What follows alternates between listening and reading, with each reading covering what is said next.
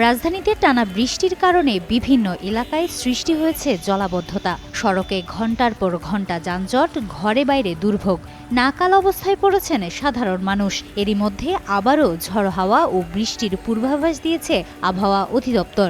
দেশের 10 জেলার উপর দিয়ে সর্বোচ্চ 60 কিলোমিটার বেগে ঝড় ও বজ্রসহ বৃষ্টি হতে পারে বলে জানিয়েছে আবহাওয়া অধিদপ্তর। বুধবার সকালে 9টা থেকে সন্ধ্যা 6টা পর্যন্ত দেশের নদী বন্দরের জন্য দেওয়া আবহাওয়ার পূর্বাভাসে এমন তথ্য জানানো হয়। আবহাওয়ার পূর্বাভাসে বলা হয়, ঢাকা, ফরিদপুর, খুলনা, বরিশাল, পটুয়াখালী, নোয়াখালী, কুমিল্লা, চট্টগ্রাম, কক্সবাজার এবং সিলেট অঞ্চলের উপর দিয়ে দক্ষিণ অথবা দক্ষিণ পূর্ব দিক থেকে ঘণ্টায় 45 থেকে 60 কিলোমিটার বেগে ঝড়ো হাওয়া সহ বৃষ্টি অথবা বজ্রবৃষ্টি হতে পারে।